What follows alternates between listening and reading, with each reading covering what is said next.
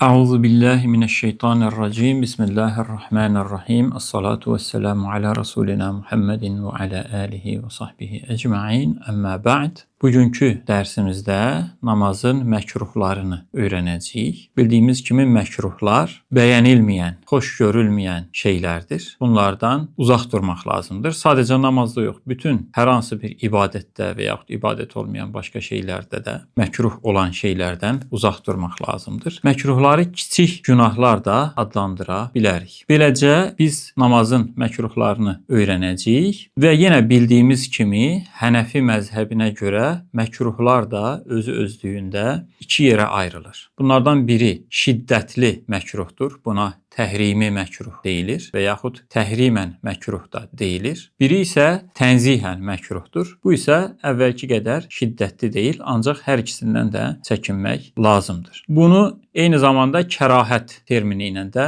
ifadə edirlər. Məkruhluq, yəni kərahət. Məkruh və yaxud kərih sözlərini də bilməyimizdə fayda var. Biz bu dərsimizdə bu namazın məkruhlarını öyrənərkən bunu təhrimi və yaxud tənzihi məkruha bölmədən ikisini də bir yerdə öyrənəcəyik inşallah. Namazda məkruhlar çoxdur, ancaq biz bunların ən əsaslarını deyəcəyik. Bir də başda bir qayda qeyd eləyəcəyik ki, buna riayət eləməklə və yaxud bunu öyrənməklə biz namazdakı məkruhları avtomatik olaraq bilmiş olacağıq. Beləcə həmin qaydanı qeyd eləyək. Biz namazın sünnətlərini öyrənmişdik. Namazdakı sünnətlərin hər hansı birini və yaxud bir neçəsini tərk etmək məkruhdur. Namazda məkruhlar çoxdur. Müxtəlif kitablarda, müxtəlif yerlərdə siz fərqli saylar, fərqli əməllər görə bilərsiniz. Ancaq biz burada ən əsaslarını qeyd eləyəcəyik. Həmçinin bir qayda da burada qeyd eləyəcəyik ki, bu qaydanı bilmiş olmaqla artıq məkruhları avtomatik bilmiş olacağıq. Bu, namazda sünnətlərin tərk edilməsidir. Yəni, namazda sünnətləri biz öyrənmişdik. Beləcə, öyrənmiş oluruq ki, namazdakı hər hansı bir sünnəti və yaxud bir neçə sünnəti tərk etmək eyni zamanda məkruhdur. Yəni, namazdakı sünnətlərin tərki həm də məkruhları eləmək deməkdir. Biz bir sünnəti tərk elədiyimiz zaman onun yerinə bir məkruh gəlmiş olur. Məsələn, buna örnək olaraq deyə bilərik ki, namazda əli əlin üstünə qoyub bağlamaq namazın sünnətlərindəndir. Beləcə, buradan aydın olur ki, namazda əlləri bağlamamaq bir məkruhdur. Əlləri, yəni yana salmaq, bağlamamaq bir məkruhdur. Namazı pozan hallarda biz əməl-i kəsirdən danışmışdıq. Əməl-i kəsir namazı pozacaq dərəcədə çox hərəkət eləmək demək idi. Bəs pozmayacaq dərəcədə əməl eləmək nədir? Bunun hökmü isə məkruhdur. Yəni az hərəkət eləmək. Buna əgər bir ehtiyac yoxdursa, bir adamın az hərəkət eləməsi də məkruh sayılır. Bunlardan da uzaq durmaq lazımdır. Məsələn, adamın bədənində olan, üzündə, başında olan bir tükü qoparması və yaxud burnunu qaşıması və yaxud hər hansı paltarının bir yeri ilə məşğul olması bunlara misal olaraq göstərilə bilər. Ancaq dediyimiz kimi bunlara bir zərurət varsa, yəni məsələn bir adamın üzü qaşınırsa və bu qaşınma onun namazına mane olursa, bunu dediyimiz kimi az bir hərəkətlə qaşımaq və yaxud da ki aradan qaldırmaqda problem yoxdur və yaxud da ki insanın üzünə və yaxud hər hansı bir yerinə bir toz torpaq bulaşırsa və yaxud hər hansı bir şey yapışırsa və bu şəkildə namaz qılmaq ona mane olursa, onun xuşusunu aradan qaldırırsa, biz bunu götürməyimiz, bunu silməyimiz, bunu aradan qaldırmağımız məkruh sayılmaz. Bununla əlaqədar namazdakı məkruhlardan biri də barmağı namazda şıqqıldatmaqdır. Bu da namazdakı məkruhlardan biridir. Buna da diqqətli olmağımız lazımdır. Həmçinin namazda sağa-sola baxmaq və yaxud da ki, üzümüzü sağa-sola çevirməyimiz də məkruhdur. Biz sinəmizi artıq çevirdiyimiz zaman namazın pozulacağını qeyd eləmişdik. Ancaq üzümüz çevrilərsə, gözümüz ətrafa baxarsa davamlı şəkildə, bu da namazın məkruhlarındandır. Məkruhlar dediyimiz kimi namazın savabını azaldan şeylərdəndir. Həmçinin bunlar qadağan olunmuş şeylərdir. Başqa bir məkruh isə namazın əməllərini tez-tez yerinə yetirməkdir. Biz bunların itminan halında, xuşu halında yavaş-yavaş yerinə yetirməsinin önəmindən danışmışdıq. Bu isə onun ziddidir. Namazda səcdəni, rükunu və digər əməlləri yavaş-yavaş eləməyimiz lazımdır. Bir məkruh da namazda səcdiyə gedərkən əllərin və yaxud da ki bu hissələrin səcdədə yerə yapışdırılmasıdır kişilər üçün. Qadınlar üçün belə deyil. Kişilərin əllərini, bu hissələrini yerə yapışdırması, yerə birləşdirməsi və yaxud yerə qoyması məkruhdur. Həmçinin bu şəkildə özünü sıxıb durması da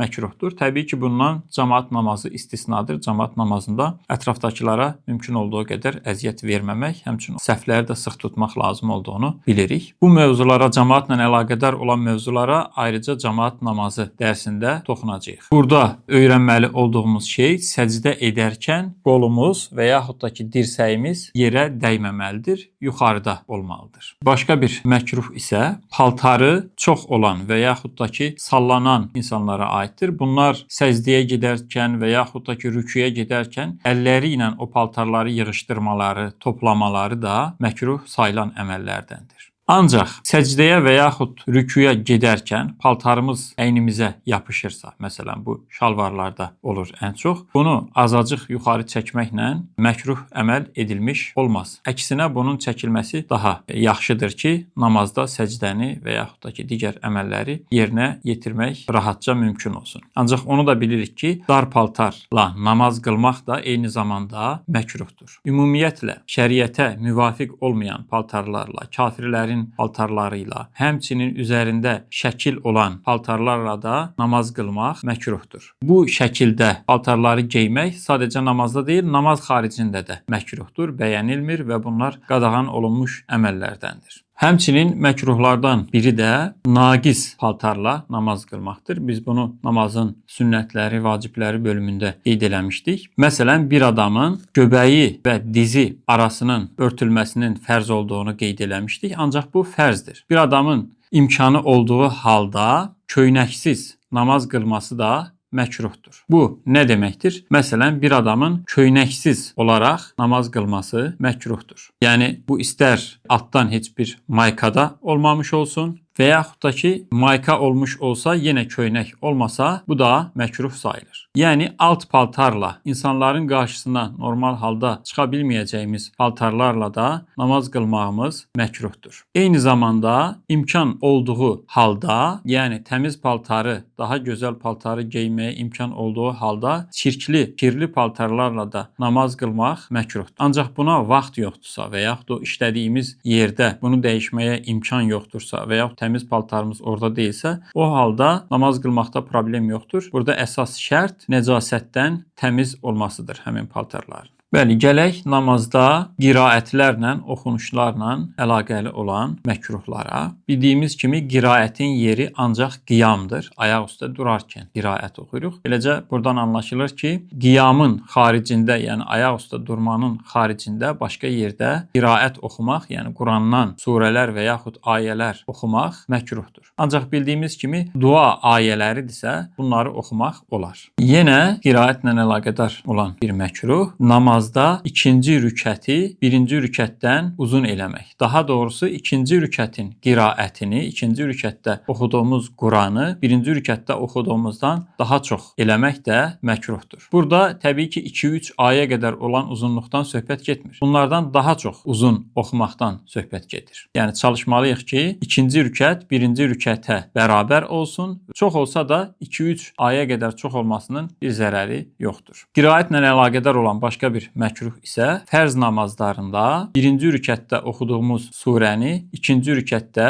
oxumağımızdır. Yəni birdə oxuduğumuz surəni ikinci rükətdə oxumağımız həmçinin fərz namazlarda məkruhdur. Ancaq nafilələrdə bu məkruh deyildir. Həmçinin birinci və ikinci rükət arasında oxuduğumuz surələrdə surələrin Qurandakı tərtibinə, sırasına da diqqət eləməyimiz lazımdır. Bunları tərsinə oxusaq, yəni Qurandakı tərtibinə görə sonra gələn surəni daha əvvəl oxusaq, yəni birinci rükətdə oxusaq, ikinci rükətdə də ondan əvvəlki surəni oxusaq, bu da fərz namazlarında məkruh sayılır, ancaq nafilə namazlarda məkruh deyil. Nafilədə də bundan çəkinmək əlbəttə ki, tövsiyə olunur. Qiraətlə əlaqədar olan bir məkruh isə Fatihədən sonra oxuduğumuz surəni hər rükətdə və yaxud da ki, bütün namazlarda təkrar eləməyimizdir. Yəni bir şəxs əgər birdən çox surə bilirsə, Fatihədən əlavə, bu namazlarda müxtəlif surələri oxuması lazımdır. Ancaq sadəcə bir surəni bilirsə, təbii ki, o Fatihədən sonra həmin surəni oxuya bilər, ancaq ən azından bir neçə surə əzbərləməsi lazımdır. Bu məkruha düşməməsi üçün. Qeyd elədiyimiz kimi namazların məkruhları çoxdur. Biz bu dərsimizdə bu qədəri ilə kifayətlənirik. Qalanlarını isə növbəti dərsimizdə öyrənəcəyik inşallah. Velhamdülillahi Rabbil alemin.